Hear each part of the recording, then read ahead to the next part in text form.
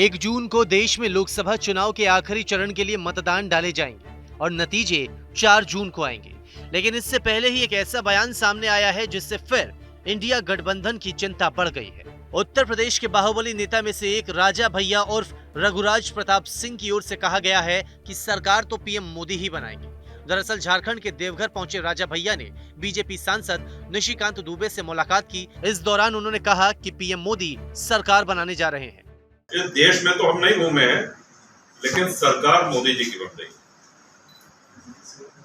तो बहुत अधिक आप समीक्षा हमसे पूछिएगा, अलग अलग राज्यों में तो हम नहीं गए। राजा भैया का कौशाम्बी और प्रतापगढ़ इलाके में अच्छी पकड़ है और चुनाव के बीच राजा भैया की ओर से साफ किया गया था कि न तो वो इन सीटों पर अपने उम्मीदवार को उतारेंगे और न ही समर्थकों को किसी भी खास पार्टी के लिए वोट देने के लिए अपील करेंगे। राजा भैया की ओर से समर्थकों को फ्री हैंड दिया गया था कि जिसे मन करे उसे वोट कीजिए और अब राजा भैया कह रहे हैं कि सरकार तो मोदी ही बनाएंगे। जनसत्ता दल एक राजनीतिक दल हमने 19 में गठन किया, 18 में, और इस बार कोई संसदीय चुनाव में हमने भाग नहीं लिया और अपने सारे कार्यकर्ताओं को फ्री छोड़ दिया। इस संसदीय चुनाव में कोई सक्रिय भूमिका कहीं के लिए नहीं, ना हम किसी के प्रचार के लिए निकले, न एक भी प्रेस वार्ता करी है।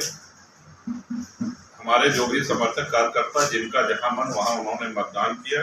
खैर, बीजेपी की ओर से 400 सीटों को पार करने का दावा किया जा रहा है।